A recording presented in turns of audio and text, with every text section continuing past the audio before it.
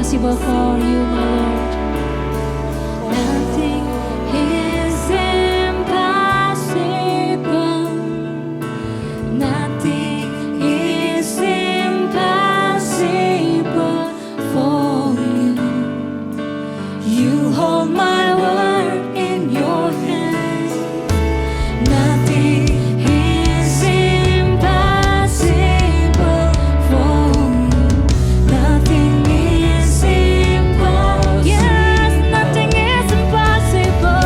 Nothing is impossible for you. You hold my word in your hand. Nothing is impossible. Yes, impossible for you. Nothing is impossible. Nothing is impossible for you. You hold my word in your hands. I believe you're mine. Yes, we believe in you. I believe you are all I need. We believe in you, Lord. I believe you're my portion. More than enough. I believe more than enough for me.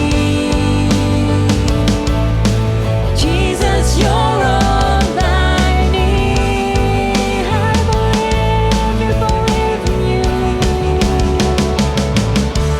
I believe you're mine. Mari berkata kami, kata-kata iman kita, bahwa hanya Tuhanlah sumber penyembuh kita. Come on. I need,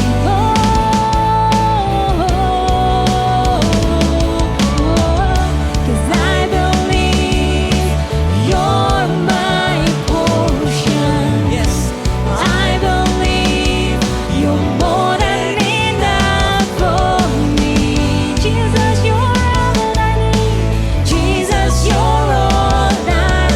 You're more than enough. You're more than enough for me. Jesus, you're all I need.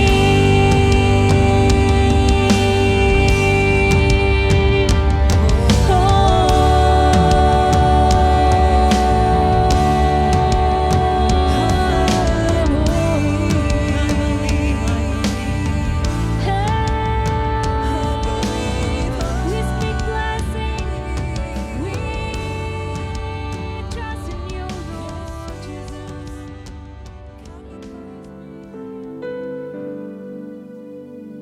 Kami membawa bangsa kami kepadamu, Tuhan. Bangsa yang besar, bangsa kami Indonesia. Tuhan, pulihkan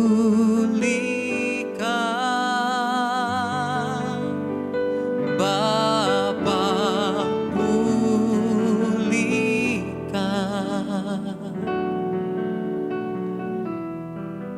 kembalikan bangsa kami kepadamu.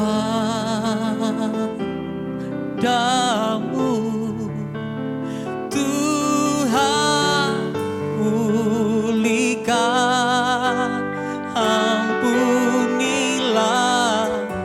bangsa kami. Dan pulihkan kembali negeri kami.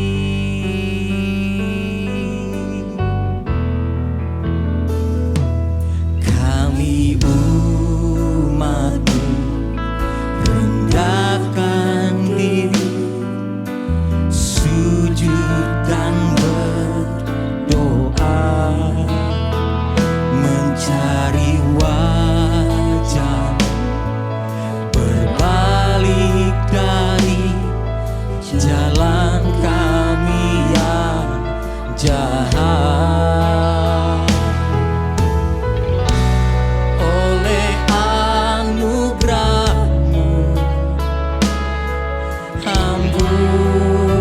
Pulihlah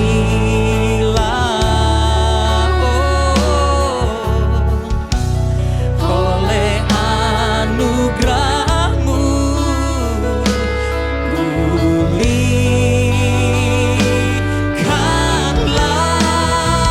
Tuhan, pulihkan Bapa, pulihkan,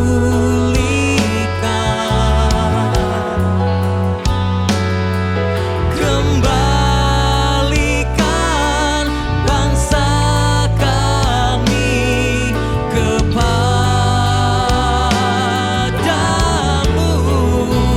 Tuhan, pulihkan, ampunilah bangsa kami, dan pulihkan kembali negeri kami.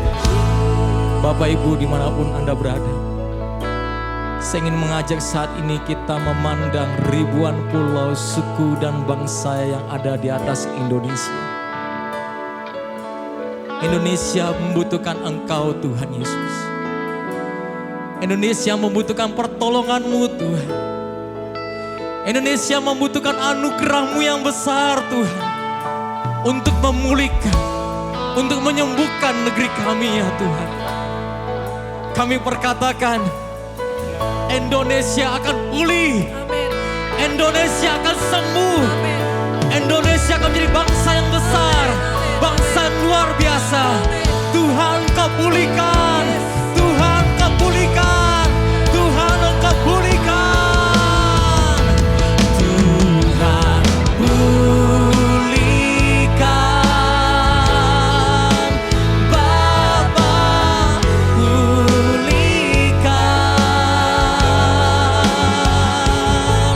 kembalikan bangsa kami kepadamu Yesus, Tuhan pulihkan, ampunilah bangsa kami, dan pulihkan kembali. Ini seruan doa kami Tuhan.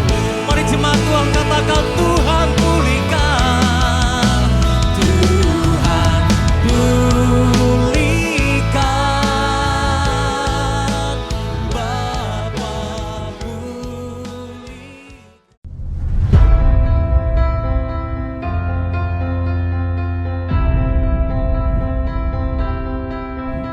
Sekolah adalah partner dalam mendidik anak. Satu visi, satu misi dengan sekolah. Goal kami harus sama. Ada dua kriteria yang kami cari dalam memilih sekolah. Yang pertama, Christian School dengan basic pendidikan karakter. Kami menyadari prime times-nya anak-anak di sekolah. Dari Senin sampai Jumat, mereka hanya punya sedikit waktu berinteraksi dengan kami orang tuanya. Maka penting sekali mereka berada di sekolah yang tidak hanya mengajarkan akademis saja, tapi juga nilai-nilai kebenaran. Nilai-nilai kebenaran yang bukan hanya lip service atau sekedar slogan, tapi nilai-nilai kebenaran yang secara konsisten dan terus-menerus diajarkan bahkan diterapkan dalam setiap pelajaran. Kami sengaja tidak memilih sekolah konvensional seperti zaman kami dulu, yang hanya fokus pada hasil ujian murid. Kami memilih sekolah yang menghargai proses. Sebab menurut kami, banyak pelajaran hidup yang didapat dalam sebuah proses belajar. Ada latihan untuk konsisten, sabar, ulet, dan optimis. Jika menghadapi kegagalan, mereka tahu bagaimana caranya untuk bangkit kembali. Yang kedua, sekolah harus menjadi rumah yang menyenangkan. Kami tidak bisa bayangkan betapa sulitnya anak-anak bila tiap hari dalam 8 jam mereka merasa tertekan di sekolah, apalagi di SMP dan SMA, di mana mereka sedang ada dalam masa transisi menjadi remaja dan dewasa. Anak-anak membutuhkan dukungan dari lingkungan yang positif. Kami memiliki 4 putra dan semuanya bersekolah di MDC sejak playgroup. Bagi kami MDC adalah sekolah yang konsisten membangun karakter anak sejak playgroup sampai SMA. Pelajaran karakter dan nilai-nilai kehidupan selalu menjadi pendamping pelajaran formal. MDC punya lingkungan yang positif, suasana yang nyaman, guru-guru yang bersahabat, dan teman-teman yang ramah. Menghargai setiap pribadi adalah unik dan berharga. Sejauh ini MDC adalah sekolah yang dinamis, terus bergerak maju menjawab tantangan zaman. Contohnya program MDC Gotek, pelajaran berbasis teknologi, di mana murid diajarkan memanfaatkan teknologi dalam kehidupan sehari-hari. Bagi kami, ilmu dapat digali dalam sepanjang perjalanan hidup, tapi karakter adalah fondasi kehidupan. Karakterlah yang menentukan seseorang bisa terus berjuang dan bertahan di puncak prestasinya. Karena itu, kami memilih MDC.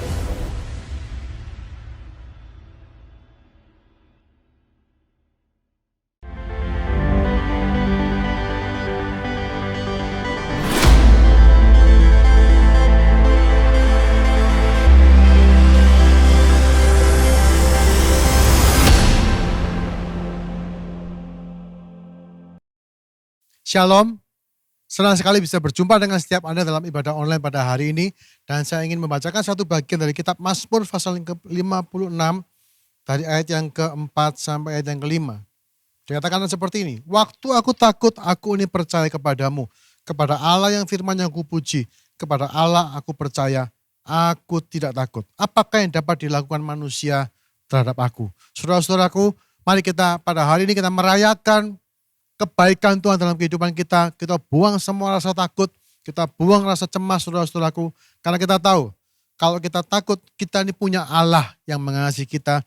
Dan tidak ada yang bisa dilakukan oleh siapapun kepada kita di luar kehendaknya.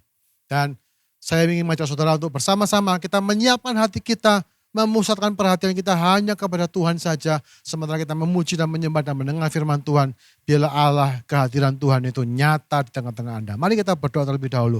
Tuhan, terima kasih untuk hari ini, terima kasih untuk minggu yang sudah berlalu. Sebentar kami akan memuji, menyembah, merayakan kebaikan-Mu. Hadir di tengah-tengah kami ya Tuhan, hadirlah dengan kebaikan-Mu, dengan hadirat-Mu yang kudus itu. Kami rindu mengalami, kami rindu mengenal-Mu lebih lagi, dan kami rindu Tuhan bersama-sama dengan Engkau. Kami menyatakan pujian penyembahan kami di hadapan-Mu. Terima kasih Tuhan, urapi setiap kami yang mengikuti ibadah online ini. Biarlah kami sungguh-sungguh dijamah oleh Roh Kudus dan menerima berkat yang berlimpah-limpah daripada-Mu. Dalam nama Yesus kami akan memulai ibadah pada hari ini. Amin, amin.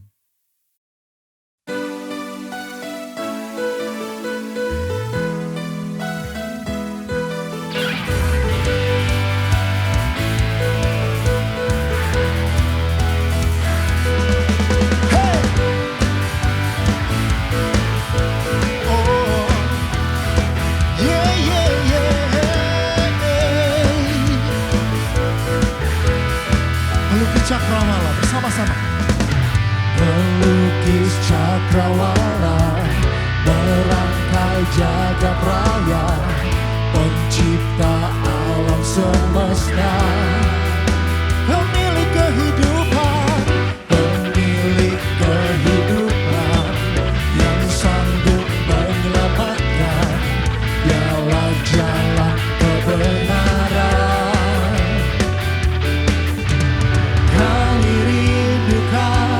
Kuasa lawatan-Mu, kebangkitan pasti terjadi. Oh, oh, oh, datanglah dan berkata, kuat dan berkuasa, saat hati bersatu, menaikkan pujian, belenggu dipatahkan, mujizat dinyatakan. Great is our God, great is our God. Whoa, whoa, whoa, whoa. Pemilik kehidupan, pemilik kehidupan, yang sanggup menyelamatkan, dialah jalan kebenaran. Kami rindukan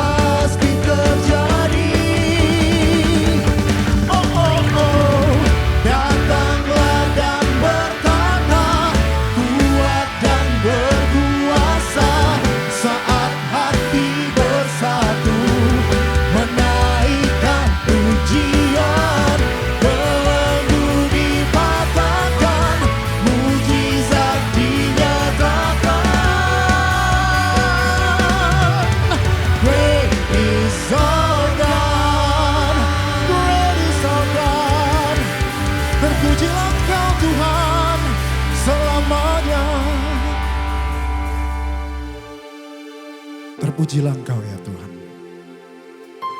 Kami bersyukur buat segala berkat Tuhan, anugerah Tuhan di dalam hidup kami. Kami mau menyatakannya di dalam ucapan syukur kami.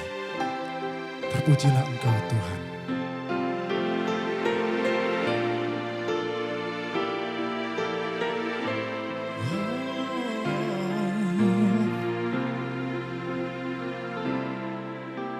Sungguh besar setiamu, Kau nyatakan bagiku. Kau Bapa yang selalu mengerti isi hatiku. Kemuliaan-Mu Kau janjikan, aku tetap percaya. Ku percaya janji-Mu ajaib terukir dalam kehidupanku. Ku berserah di dalam kekuatan-Mu, ku percaya.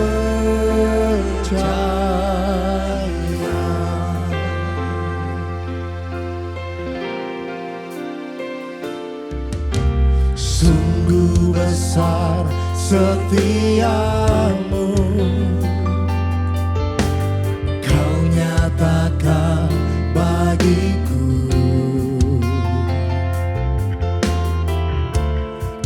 Bapa yang selalu mengerti isi hatiku. Kemuliaan-Mu Kau janjikan, aku tetap percaya. Ku percaya janji-Mu ajaib terukir dalam kehidupanku. Ku berserah di dalam kekuatan-Mu, hanya Kau segalanya bagiku. Ku percaya janji-Mu ajaib terukir dalam kehidupanku. Ku berserah di dalam kekuatan-Mu, ku percaya.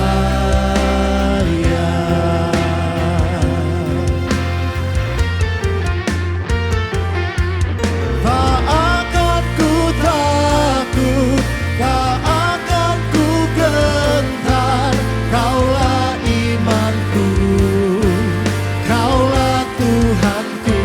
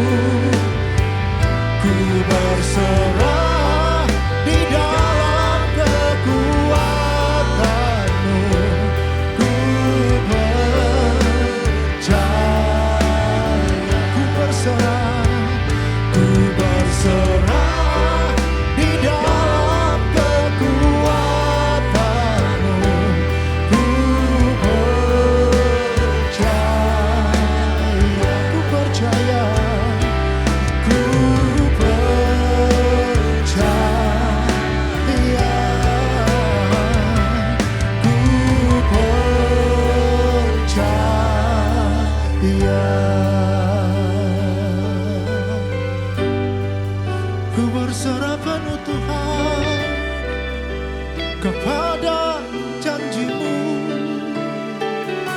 Terpujilah Engkau ya Allah. Ku percaya janjimu ajaib Tuhan, mengalir dalam kehidupan kami. Di dalam perjalanan hidup kami bersama-Mu Tuhan. Engkau besar Bapa, kami bersyukur Tuhan. Terpujilah Engkau ya Allahku. Sungguh ku kagum akan Engkau, sungguh ku hormat akan Engkau Tuhan. Karena kuasa-Mu sungguh besar Tuhan, anugerah-Mu sungguh besar Bapa. Selamanya, selamanya, oh, kuasa-Mu terlebih besar. Tuhanku terlebih besar. Tak pernah terlambat janji-Mu ya Tuhan, menolong hidupku. Kuasa-Mu terlebih besar. Tuhanku terlebih besar. Tak pernah terlambat janji-Mu ya Tuhan, pulihkan hidupku. Wow, kuasa-Mu terlebih besar. Tuhanku terlebih besar.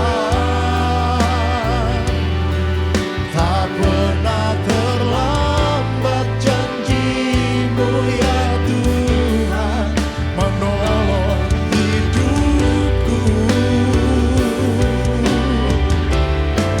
Kuasa-Mu terlebih besar. Tuhanku terlebih besar. Tak pernah terlambat janji-Mu ya Tuhan, pulihkan hidupku. Tak pernah terlambat janji-Mu Tuhan, tak pernah terlambat janji-Mu ya Tuhan, pulihkan hidupku. Terpujilah Engkau ya Allah. Tak pernah terlambat janji-Mu Tuhan, menolong, memulihkan hidupku. Ku bersyukur Tuhan, ku berterima kasih hanya kepadamu Tuhan. Engkaulah Allah yang berdaulat selama-lamanya. Selama-lamanya Engkau berdaulat. Selama-lamanya Engkau ada di dalam hidupku ya Tuhan. Dan tidak ada yang bisa menggantikan itu.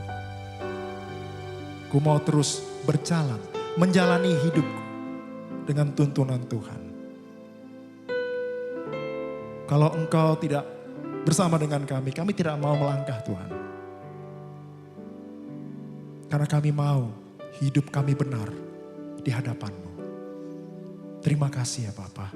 Kami persembahkan pujian kami hanya kepadamu Tuhan. Di dalam nama Tuhan Yesus. Amin. Salam damai sejahtera dari saya, Paulus Raharjo. Kesempatan ini merupakan satu anugerah bagi saya untuk bisa berbagi firman Tuhan.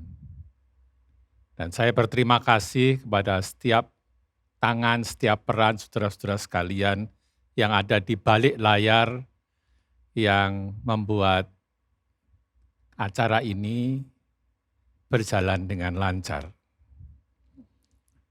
Ketika saya berhadapan dengan firman Tuhan, baik pada waktu membaca atau siap-siap untuk mendengarkan firman Tuhan, biasanya ada satu doa dalam bentuk satu lagu yang selalu saya senandungkan di dalam hati.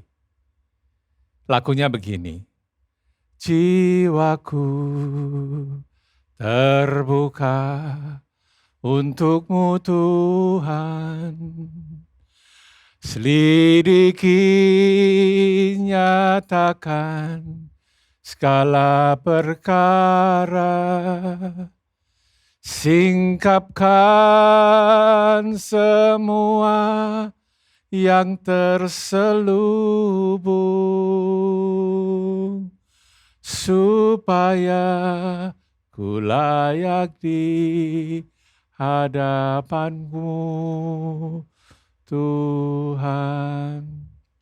Itulah doa kami ya Tuhan. Dengar doa kami. Kami naikkan dalam nama Bapa, Putra, dan Roh Kudus. Saudara sekalian, di masa pandemi ini, saudara tahu bahwa rumah tangga menjadi pusat kehidupan kita semua. Sekarang kita bekerja di dalam rumah, belajar di dalam rumah, kita mendapatkan entertainment di dalam rumah, bahkan kita beribadah di dalam rumah. Semuanya tergantung dari rumah tangga kita. Oleh karena itu, judul khotbah saya pada hari ini adalah merawat rumah tangga.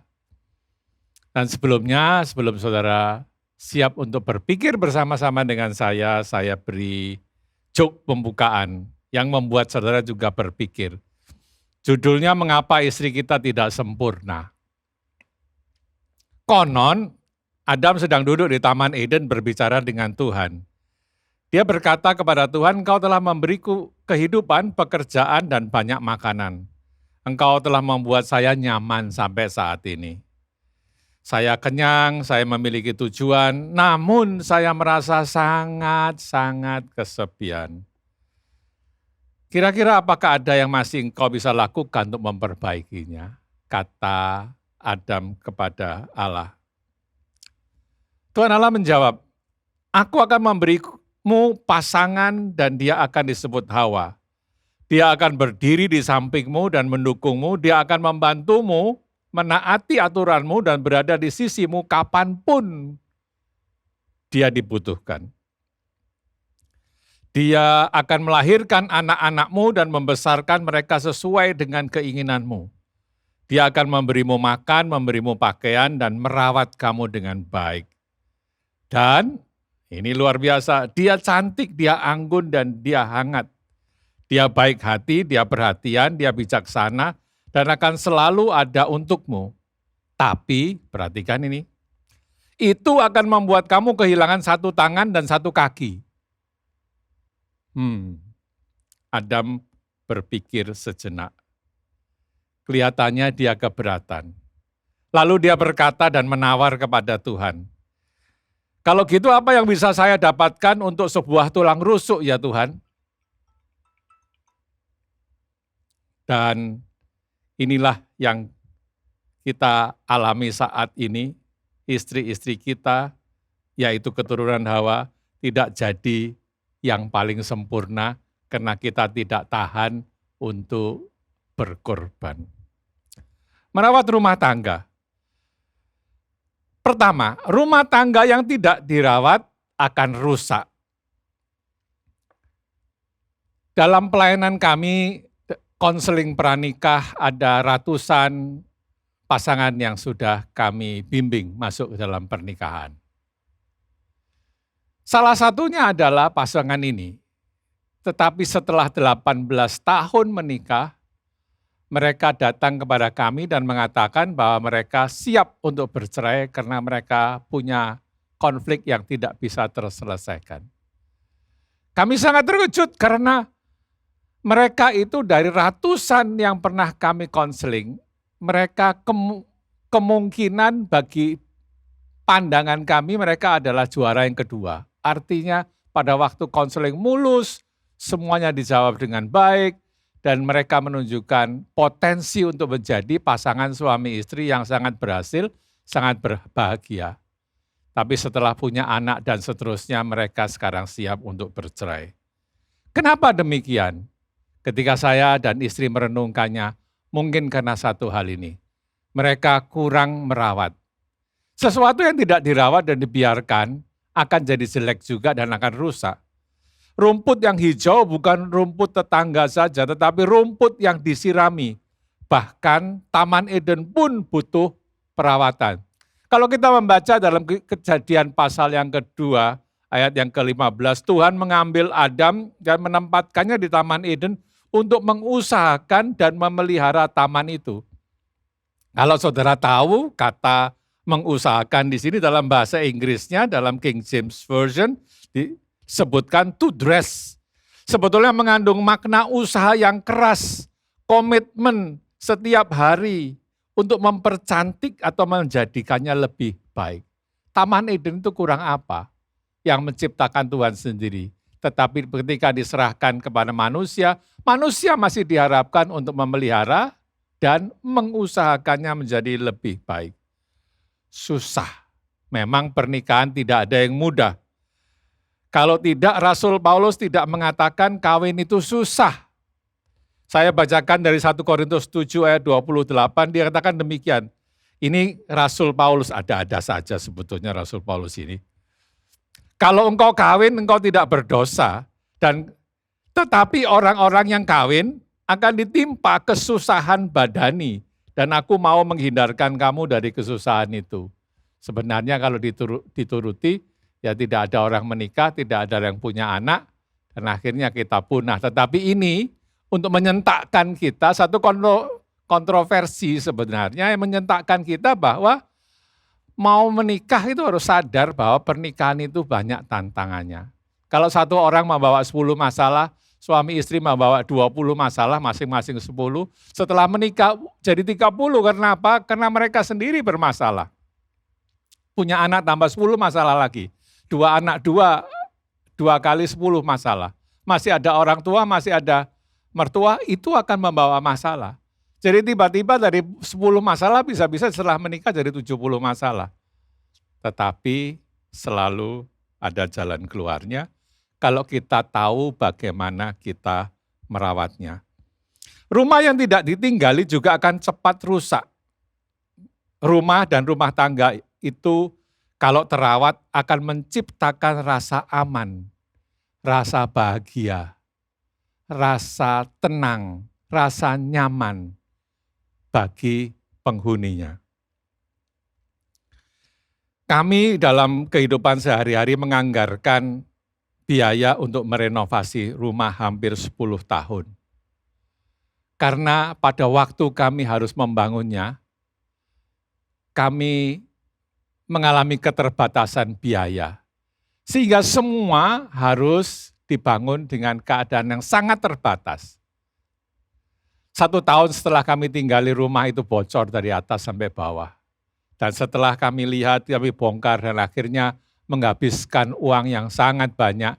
Kami tahu bahwa sumbernya kebocoran itu dari pipa paralon yang seharusnya ditekuk, bukan ditekuk, yang harusnya menikung, harusnya diganti dengan segmen yang namanya ni, atau para tukang mengatakan dengan keni. Itu tidak dipasang keni, tetapi dipasang pipa paralon yang lurus, diletakkan di atas api, dan dibengkokkan begitu saja. Nah kalau ini sudah jauh dari aturannya, sudah jauh dari maksudnya, sehingga kebocoran itu terjadi di mana-mana. Dari pengalaman ini, selalu setiap tahun kami ada budget untuk memperbaiki rumah. Karena kami tahu, kalau kami merawat rumah, maka yang tinggal di dalamnya akan merasa nyaman. Yang kedua, rawatlah sesuai dengan petunjuknya. Untuk membangun rumah, seorang itu ada sekolahnya. Sayang untuk menjadi suami atau istri, tidak ada sekolahnya. Tapi sekarang ada webinarnya. Itulah sebabnya saudara perlu mengikuti webinar-webinar untuk suami istri. kenyataannya semua itu sudah ada aturannya. Kita tinggal mengikutinya tanpa menawar lagi. Kalau saudara mengikuti atau memahami tentang origami, origami itu seni melipat kertas. Kertas yang bentuknya 4 persegi panjang ketika dilipat bisa menjadi bentuk yang luar biasa tergantung kreativitasnya. Tentu untuk melipatnya kita harus mengikuti aturannya. Kalau aturan itu dilanggar tentu tidak akan menjadi sebaik yang kita harapkan. Seringkali kita tidak mau belajar, kita tidak mau ikut, sehingga kita mencoba-coba. Sehingga kertasnya rusak, bentuknya belum terjadi. Dan itu kemungkinan yang terjadi dalam hidup kita. Kita sudah merusak pernikahan kita karena kita main coba-coba. Kita tidak mencari aturan, prinsip, perintah untuk diikuti. Ketika ada masalah di pesta pernikahan di kota Kana, di Yohanes pasal yang kedua ayat 5, Maria ibu Yesus mengatakan begini kepada pemimpin pesta atau pelayan-pelayan yang memimpin pesta yang pada waktu itu kehabisan anggur. Dia sudah meminta Yesus untuk menolong, Yesus mengatakan, apakah kamu ibu? Waktuku belum tiba. Tetapi kira-kira Yesus itu melihat iman Maria yang luar biasa. Dia akhirnya juga melakukan sesuatu. Iman Maria yang luar biasa ditentukan dari ketaatannya. Karena ini yang dikatakan dia. Apa yang dikatakan kepadamu, buatlah itu. Walaupun akhirnya perintah Yesus itu tidak masuk akal sama sekali. Yaitu disuruh mengisi tempayan tempat pembasuhan kaki dengan air dan disuruh cedok dan diserahkan ke pemimpin pesta. Bayangkan kalau itu tetap jadi air kotor untuk membasuh kaki.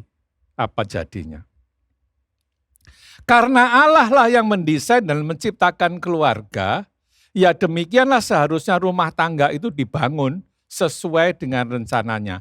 Karena dia yang paling tahu.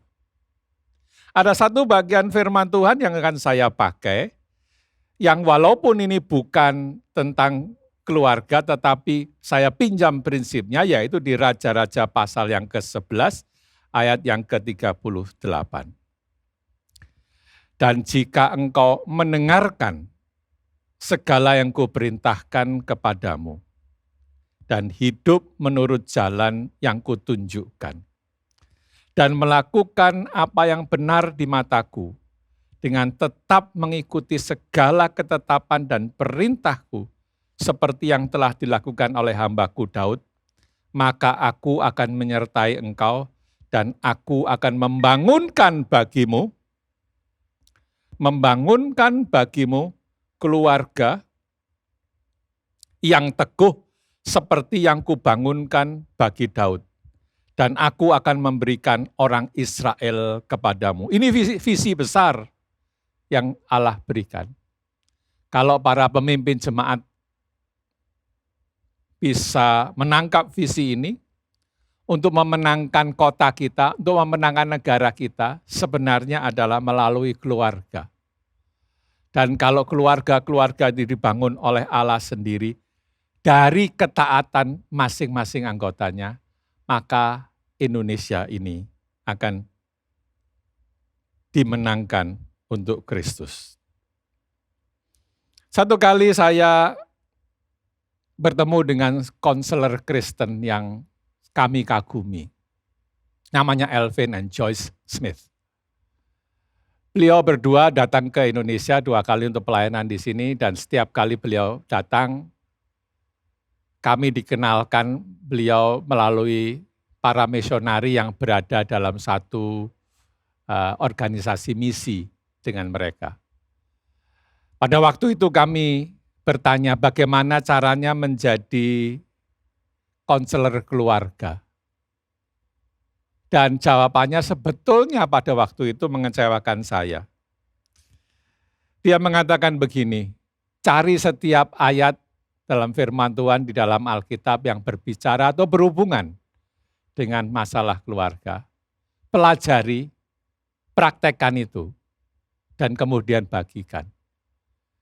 Saya kecewa karena saya mengharapkan dia bisa menunjukkan kepada kami, ini kamu harus sekolah di sini, kamu harus ikut kursus ini, dan seterusnya.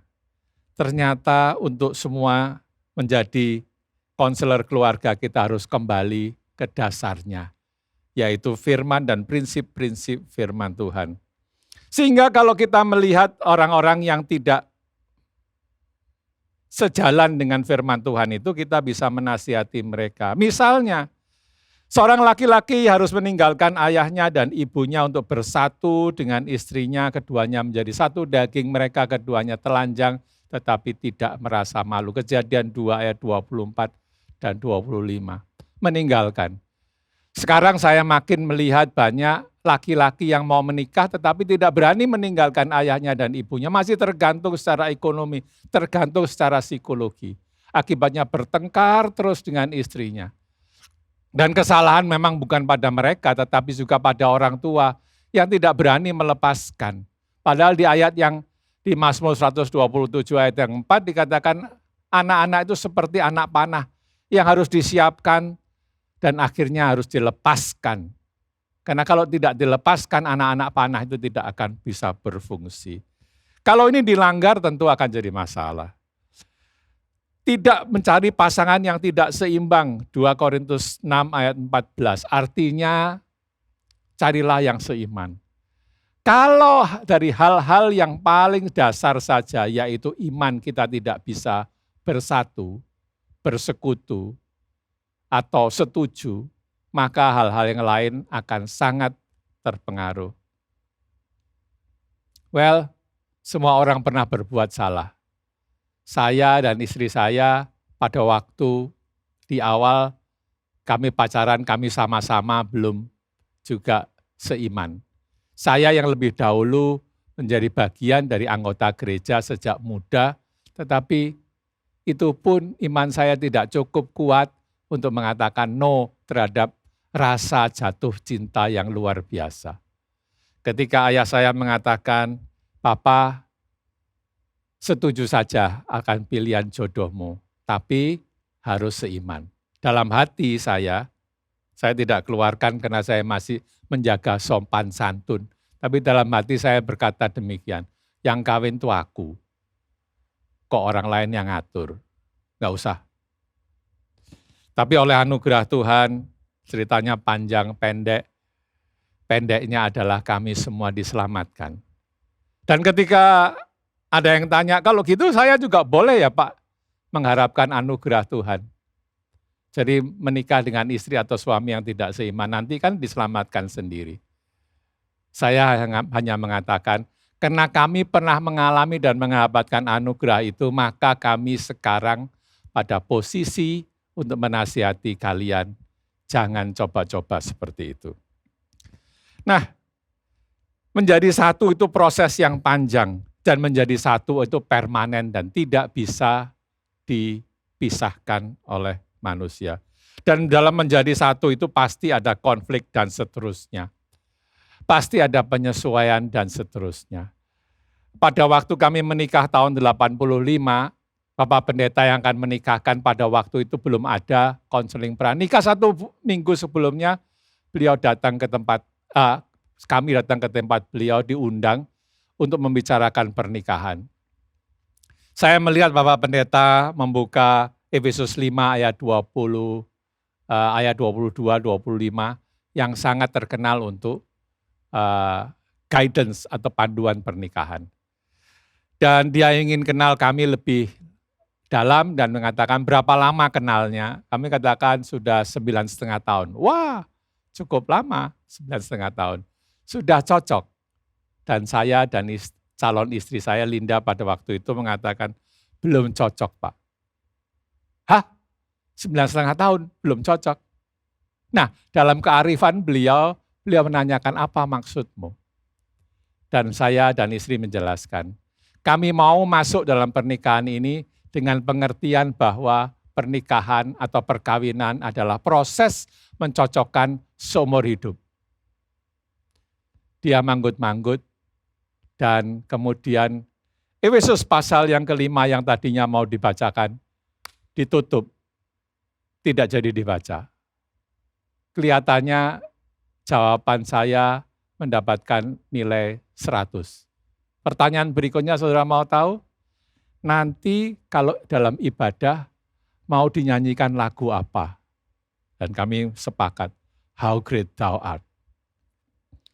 Ya, proses seumur hidup.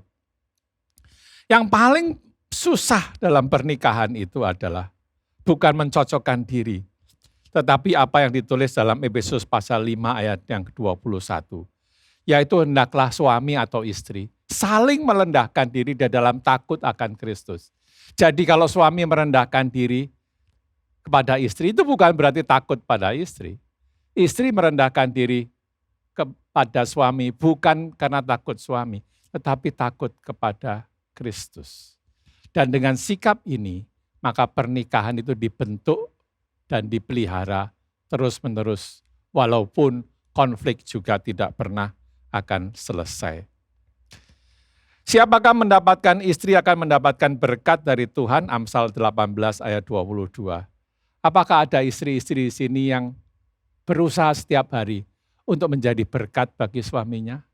Atau sebaliknya, suami bertanya pada dirinya sendiri, apa yang harus aku lakukan ya hari ini untuk istriku, supaya istriku mendapatkan berkat karena kehadiran saya.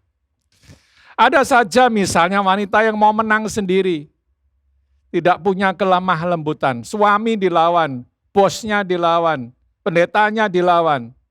Kalaupun dia bisa, dia tidak akan berbahagia, karena dia tidak pada kodratnya. Dia melawan kodratnya sendiri-sendiri. Tapi giliran anak, dia nggak berani melawan. Dia takut pada anaknya. Ini kesalahan orang tua ketika mendidik anak. Dan zaman ini mendidik anak adalah masa yang paling susah. Tapi itu sudah jadi tugas kita. Tanggung jawab kita. Dan kita berusaha menyiapkan anak-anak kita menjadi anak panah di tangan pahlawan. Pendidikan spiritual dan pendidikan karakter harus dari orang tua. Tidak mungkin dari guru atau orang lain. Karena mereka, ini perintahnya. Ulangan 6 ayat 6 sampai 7. Yang kuperintahkan pada hari ini harus engkau perhatikan, harus engkau ajarkan berulang-ulang pada anak-anakmu. Dan ketika engkau membicarakan waktu tidur, waktu berjalan, waktu berbaring, seterus-terusnya, kapan ada waktu untuk seorang guru mengajarkan dengan cara demikian? Tidak mungkin. Itu hanya mungkin bisa dilakukan oleh orang tua yang tinggal serumah dengan anak-anaknya. Hidup yang benar di dalam keluarga akan punya dampak positif pada generasi berikutnya. Yang terakhir, dalam merawat rumah tangga, lakukan yang kita bisa. Allah akan lakukan apa yang kita tidak bisa. Saya sudah membuktikan bahwa membangun itu susah. Bahkan kalau kami membangun rumah, melihat susahnya membangun rumah dahulu, suruh membangun lagi, no thank you, tidak mau lakukan 2 kali. Tetapi memperbaiki lebih susah lagi, karena kita tidak bisa meninggalkan rumah yang sedang direnovasi. Membangun rumah tangga akan lebih susah lagi karena disitulah akan bertemu dengan musuh kita, yaitu iblis. Saudara sadar nggak? Bahkan di Taman Eden pun iblis itu sudah hadir. Usianya jauh lebih tua dari usia manusia. Oleh karena itu, kita butuh support dari surga. Kita butuh support dari surga. Dalam membangun rumah tangga, kita butuh support Allah untuk melakukan apa yang kita tidak bisa. 2 Tesalonika pasal yang pertama ayat 11 dan 12. Ini doa Rasul Paulus kepada keluarga-keluarga atau pribadi-pribadi yang digembalakannya. Karena itu aku senantiasa berdoa juga untuk kamu, supaya Allah kita menganggap kamu layak bagi panggilannya. Dan dengan kekuatannya menyempurnakan kehendakmu untuk berbuat baik, dan menyempurnakan segala pekerjaan imanmu.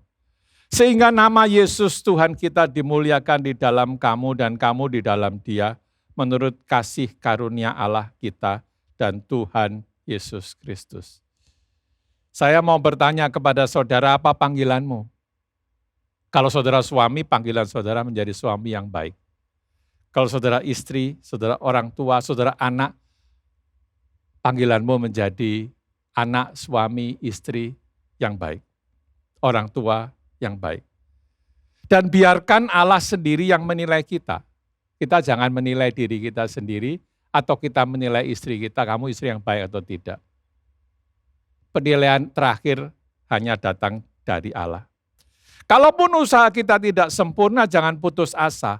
Lakukan bagian kita, Dia yang akan menyempurnakan dengan kekuatannya, kata firman Tuhan.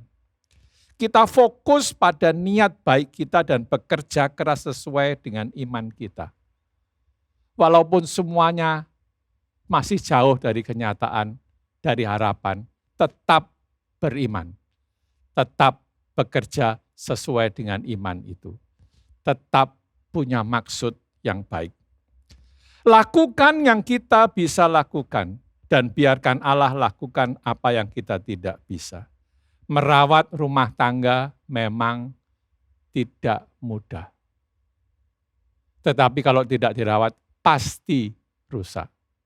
Rawatlah sesuai dengan perintahnya. Dan lakukan apa yang kita bisa supaya Tuhan melakukan apa yang kita tidak bisa. Hidup yang benar yang dibangun di dalam keluarga akan punya dampak positif pada generasi berikutnya. Apa yang kita lakukan sekarang pasti berdampak pada generasi berikutnya. Yang baik akan berdampak baik, yang buruk akan berdampak buruk. Oleh karena itu, stop kutuk dalam keluarga kita masing-masing. Yang tadinya buruk sekarang harus diganti menjadi sesuatu yang baik. Harus direnovasi menjadi sesuatu yang baik. Karena kita melakukannya sesuai dengan aturannya. Mari kita berdoa. Bapa Surgawi yang menyayangi kita semua, kami pun tahu Engkau punya rencana yang indah bagi hidup kami. Tuhan, ke depan kami berdoa supaya Engkau membuat kami berhasil. Supaya Engkau sendiri yang mencegah kami melakukan segala sesuatu blunder atau kesalahan-kesalahan besar karena kami membangun sesuatu tidak karena aturan yang telah Kau tentukan sebelumnya di dalam kitab suci-Mu. Ajari kami untuk bertemu dan menemukan dengan prinsip-prinsip firman Tuhan untuk membangun, bahkan kalau perlu membangun kembali.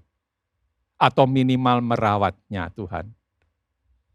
Dan kami ingin melihat melalui apa yang bisa kami lakukan, Engkau akan menyempurnakannya. Dengan kekuatan-Mu. Engkau akan menyempurnakan niat baik kami. Maksud baik kami. Engkau akan menyempurnakan pekerjaan iman kami. Hingga satu kali kelak, nama-Mu dipermuliakan dalam hidup kami. Dan kami dipermuliakan di dalam Engkau. Dalam nama Bapa dan Putra dan Roh Kudus, kami berdoa. Amin. Sungguh besar setiamu, Kau nyatakan bagiku. Kau Bapa yang selalu mengerti isi hatiku. Kemuliaan-Mu Kau janjikan, aku tetap percaya, ku percaya. percaya janjimu ajaib terukir dalam kehidupanku. Ku berserah di dalam kekuatanmu. Ku percaya.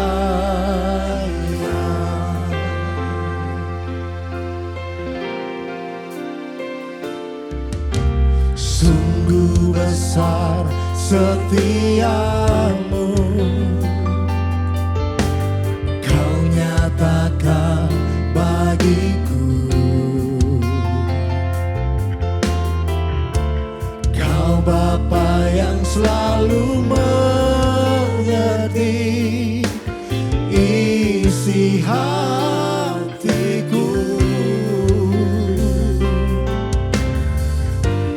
Kemuliaan-Mu kau janjikan, aku tetap percaya.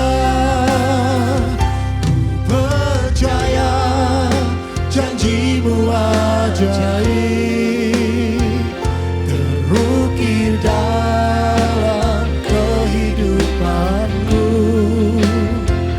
Ku berserah di dalam kekuatanmu. Hanya kau segalanya bagiku. Ku percaya janjimu ajaib terukir dalam kehidupanku. Ku berserah di dalam kekuatanmu. Ku percaya. Saya percaya saudara-saudara semua sudah diberkati dengan ibadah yang sepanjang hari ini saudara-saudaraku, dan terima kasih untuk setiap saudara juga sudah memberikan persembahan dengan setia. Saya percaya Tuhan sendiri yang akan melipat gandakan apa yang dipercayakannya kepada saudara. Dan mari kita akhiri ibadah pada hari ini bersama-sama saudara-saudaraku. Kita akan berdoa. Tuhan, terima kasih untuk firman-Mu, terima kasih untuk segala berkat-Mu melalui ibadah ini. Dan kami berdoa biarlah minggu ke depan menjadi minggu penuh kemenangan bagi kami. Minggu depan ini menjadi satu minggu di mana firman Tuhan itu menjadi kenyataan. Di mana kami bisa melakukan, menerapkan firman ini. Dan kami bisa melihat bahwa Allah itu turut bekerja di dalam kehidupan kami. Terima kasih ya Bapak, terima kasih. Berkati jemaat-Mu Tuhan dalam minggu ke depan ini. Setiap yang mereka butuhkan Tuhan pelihara, Tuhan cukupi satu persatu hari demi hari. Kami mau serahkan segala kekhawatiran kami dan segala kecemasan kami Tuhan hanya kepadamu. Kepada Allah yang memelihara kami. Terima kasih. Biarlah berkat dan anugerah dari Allah Bapa di sorga, kasih setia dari putranya yang tunggal, Yesus Kristus, serta persekutuan, penyertaan, penghiburan urapan Roh Kudus, menyertai kita mulai hari ini sampai selama-lamanya. Diberkatilah engkau, diberkatilah pekerjaan saudara, keluargamu, diberkati kesehatan saudara, diberkati apa saja yang Tuhan percayakan dalam hidupmu. Dan biarlah doa berkat ini dimeteraikan hanya dalam nama Allah Bapa, Putra dan Roh Kudus, di dalam nama Tuhan Yesus Kristus. Amin. God bless you all. Sampai jumpa minggu depan. Syukur untuk karya penebusan Kristus yang sudah diberikan bagi setiap kita. Dia mengangkat kita menjadi anaknya dan menjadikan kita pemenang. Haleluya. Mari saya mengajak setiap kita bersama-sama, kita mau bersuka cita oleh karena kebaikan Tuhan. Mari ikutin gerakan kami bersama-sama.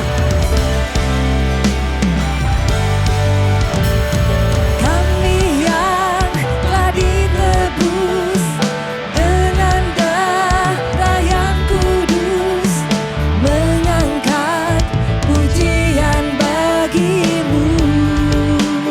Kami baik kudus-Mu Tuhan, kami baik kudus-Mu, sebagai bukti karya-Mu